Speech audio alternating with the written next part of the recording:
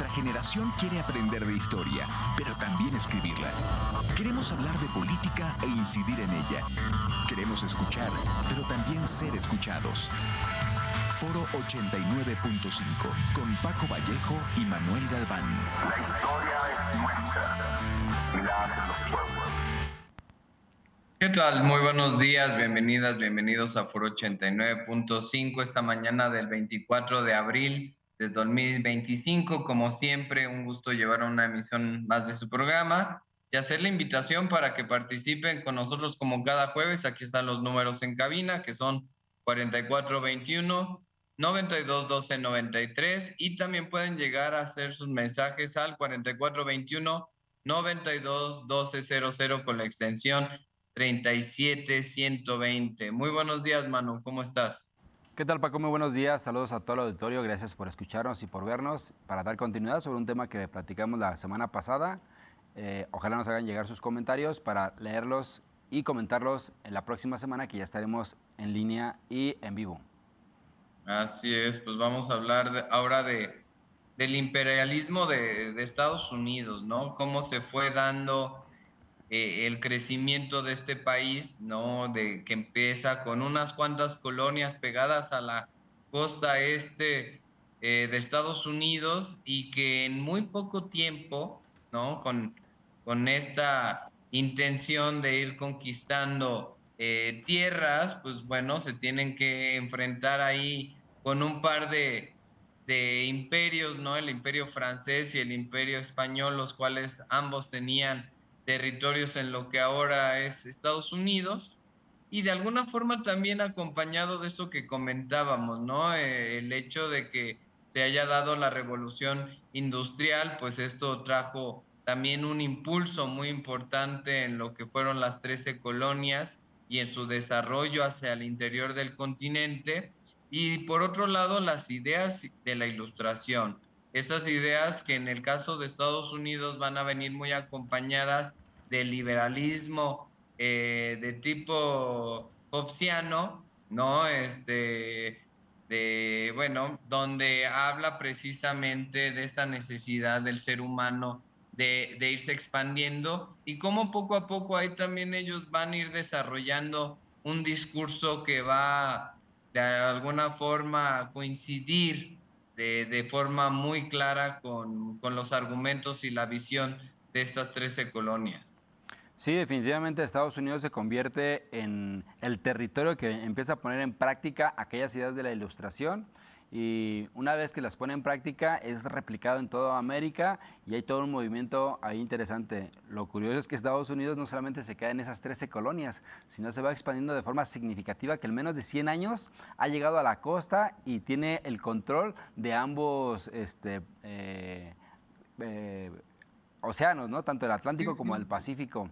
Y después continúa su expansión hacia el sur, razón por la cual entra en guerra con México y le quita más del 50% del territorio. Entonces esta doctrina Monroe norteamericana no se queda ahí tranquila, sino se va expandiendo a otras partes directamente de América y también del globo terráqueo, ¿no? Ya platicábamos la sesión pasada sobre cómo mismo Estados Unidos entra en guerra con España para quitarle las Filipinas, quitarle Puerto Rico, colonias que históricamente se había agandallado desde el siglo XVI, España con la corona. Así es, como bien comentas, la expansión territorial se va a dar gracias a dos como posturas ideológicas muy, muy claras, ¿no? Por un lado, el destino manifiesto, esta ideología que había surgido en el siglo XIX, la cual justificaba precisamente la expansión de Estados Unidos desde un derecho divino, ¿no? O sea, Dios les daba la oportunidad y ellos iban a ir a liberar a los pueblos de su ignorancia y de su letargo, de su retraso, y de alguna forma, pues así se van a pues, a anexar. Se oye demasiado bonito, ¿no? Cuando hablamos de Texas, California y en general todo lo que es Nuevo México y todas esas Wyoming. zonas que se fueron tomando, ¿no? A través de las armas, tratando justificar que si había habido agresión por parte de México y bueno, hay una cantaleta con la cual lo único que buscaban es no verse como viles rateros, ¿no? Entonces lo que buscaron fue encontrar una forma de legitimar eso. También como comentas, le compraron a Luisiana a los franceses en 1803, lo cual había en su momento duplicado el tamaño de las 13 colonias y finalmente la conquista del oeste, lo cual pues llevó al control de prácticamente todo el territorio continental de costa a costa, lo cual pues y fue acompañada de grandes desarrollos industriales, ¿no? Creo que también eso fue la diferencia del caso de España, ¿no? Que en algún momento controló gran parte de este territorio, que en el caso de los españoles, pues los abandonaron, no escucharon las necesidades de estos territorios que estaban muy alejados, no se invirtió, lo único que hacían era saquear, saquear, saquear, ¿no? Entonces eso fue generando grandes desigualdades incluso entre estas colonias que ya estaban en América y en el caso de Estados Unidos, pues ellos acompañados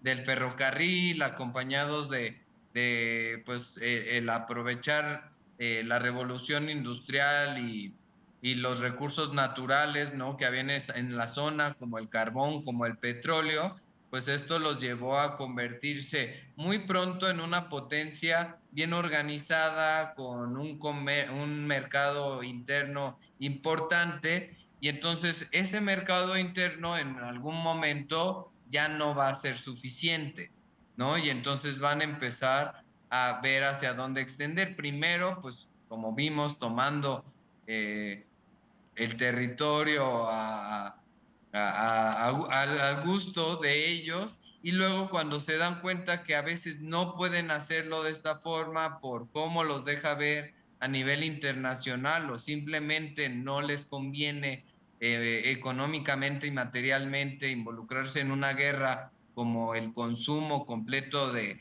México, que en alguna etapa de la historia se debatió en Estados Unidos, ¿no? Si ya que nos habían pues tomado como rehenes, pues anexarse todo el país, ¿no? Pero finalmente se dan cuenta que va a ser más costoso y entonces empiezan a hacer el otro tipo de imperialismo, ¿no? No el imperialismo físico-militar, sino un imperialismo económico que a veces va a ser incluso más redituable que el militar.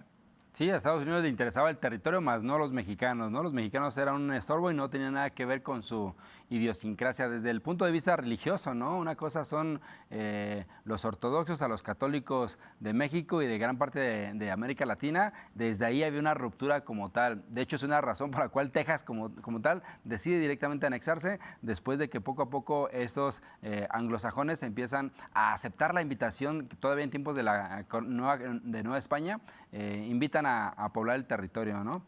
Entonces eso va llevando precisamente a un momento en el cual Estados Unidos se va colocando en una potencia importante.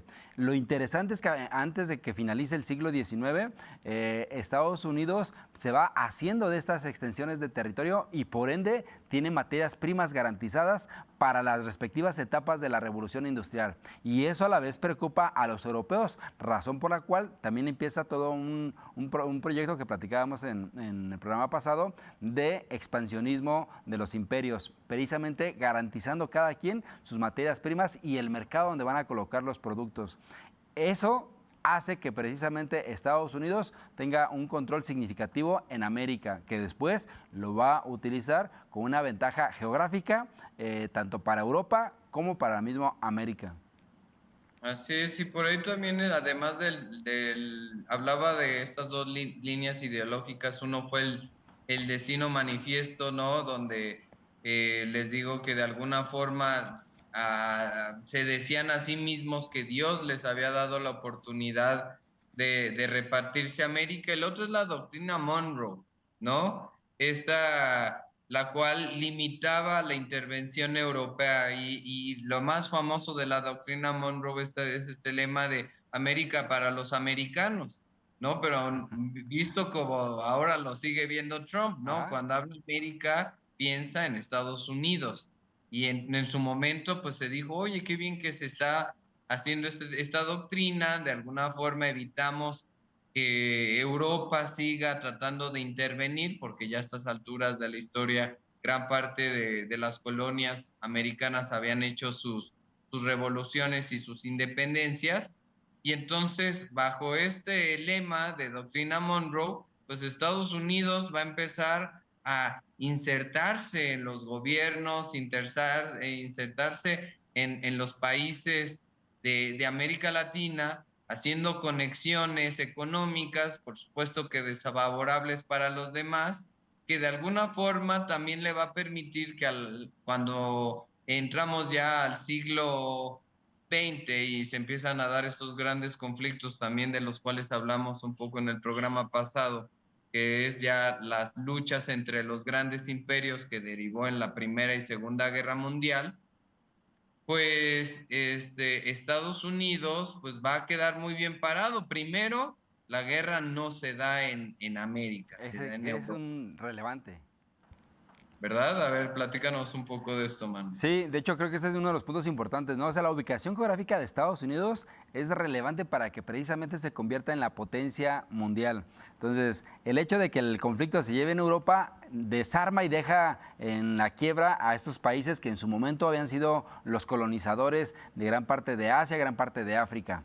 Y algunas secciones del Caribe. Pero como Estados Unidos se encuentra en América y la única afectación que tuvo fue directamente en una de las colonias que ellos también se agandallaron en su momento, a finales del siglo XIX, como es Hawái, de ahí no pasó. Y Estados Unidos se convierte en el repartidor a nivel internacional, tanto de préstamos como de la nueva reestructuración. El Plan Marshall como tal, implementado después de la Segunda Guerra Mundial, lleva todo este patrocinio, ¿no? Y eso, el día de hoy lo podemos entender.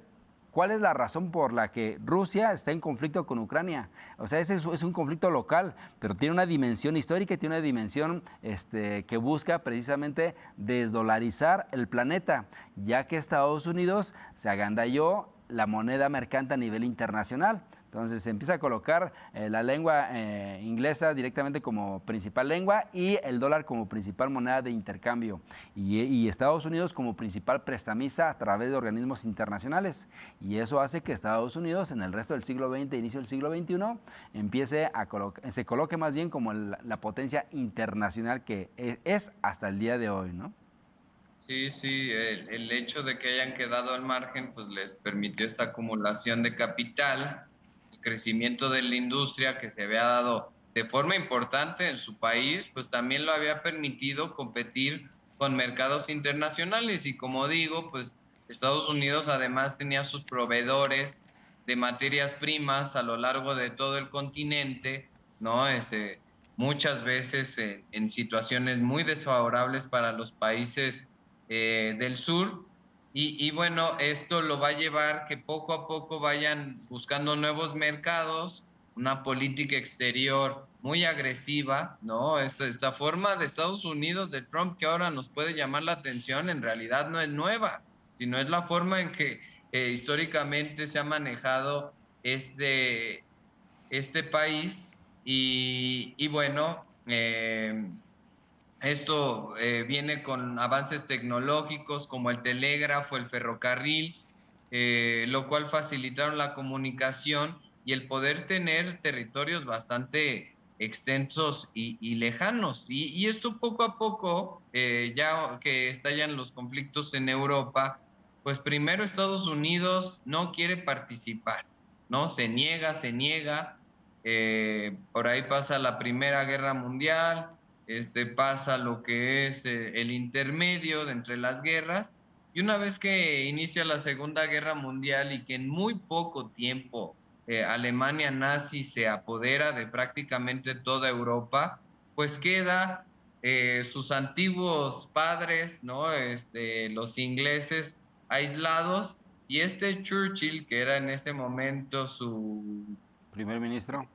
su primer ministro, va a estar constantemente pidiendo en sus discursos, que es uno de los personajes que además habló más durante la Segunda Guerra Mundial, constantemente está, necesitamos el apoyo, estamos solos, estamos aguantando, y de alguna forma se va construyendo esta idea de que la llegada de Estados Unidos será el gran libertador y esa oportunidad para librarse de la Alemania nazi. Lo que muchas veces se ignora desde esta historia anglosajona es que la Unión Soviética, después de prácticamente haber estado sometidos hasta sus ciudades principales, habían ido expulsando a los alemanes al grado de que ya a estas alturas estaban entrando precisamente a las fronteras de Alemania. Aquí la pregunta es, ¿por qué Estados Unidos se esperó tanto? Incluso ya habían pláticas con Winston Churchill de entrar a la Segunda Guerra Mundial, pero sabían que Alemania estaba perdiendo frente a los soviéticos y dijeron, dejemos que se desgaste. Sí, y ahí es donde Estados Unidos finalmente, después de tanta insistencia, termina entrando. Y una de las razones históricas que se entiende es este ataque que realiza Japón sobre Pearl Harbor, ¿no? En las islas de Hawái, una base militar importante, y ese es como el punto en declive en el cual Estados Unidos directamente participa. Y así técnicamente se van sumando más países, ¿no? Entre ellos mismo México, que también se coloca al principio y ya casi al final de la Segunda Guerra Mundial en una situación neutra. Sin embargo, lo obligan directamente a participar, ya solamente teniendo una acción simbólica en Islas Filipinas, ¿no? Sí, y por ejemplo en este caso ahí cuando empieza ya la Segunda Guerra Mundial, está desarrollándose y inicia la participación de Estados Unidos en la Segunda Guerra Mundial, vemos estas grandes reuniones precisamente de Churchill, ¿quién era de Estados Unidos? No me acuerdo si Roosevelt, y, Sí, no y tengo. en la Unión Soviética pues estaba Stalin. Stalin, Y correcto. entonces cuando empiezan a tener estas conversaciones, porque ya se veía inminente a estas alturas que Alemania iba a perder, y entonces más bien estaban ya las negociaciones de cómo se iban a repartir el mundo una vez que perdieran los alemanes. Y lo que se empieza a dar cuenta Winston Churchill es que él de los tres es el más débil y se está quedando fuera, sobre todo porque gran parte de la resistencia que habían hecho era debido a las colonias que tenían en el mundo. Y entonces, como Estados Unidos, que venía de una de estas colonias, le iba a permitir a Inglaterra que siguieran con su imperialismo después de la Segunda Guerra Mundial como si nada.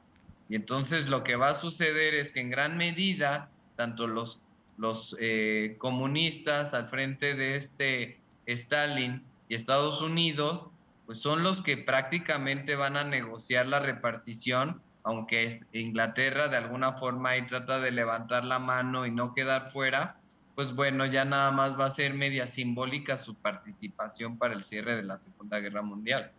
Sí, se convierte en un mero espectador y todo este gran imperio que vimos a finales del siglo XIX, inicios del siglo XX, de hecho es uno de los que encabeza la Primera Guerra Mundial, se va desmenuzando y va desapareciendo y le entrega la batuta de forma directa al hijo anglosajón, y Estados Unidos ahora se va a convertir en esta potencia importante con su respaldo militar y el respaldo económico que le va a realizar a todos estos países, entre ellos mismos a mismo Gran Bretaña, ¿no?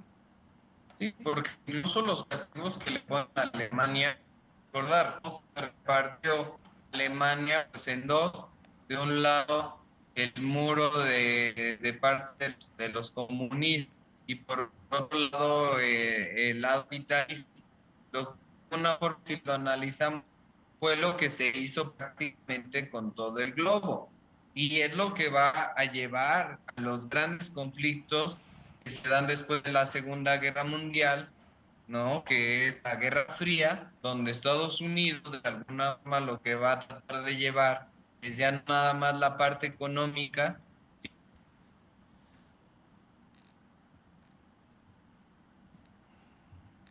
Sí, y en ese sentido también vale la pena mencionar cuál ha sido la ubicación o la posición de Oriente, específicamente de China.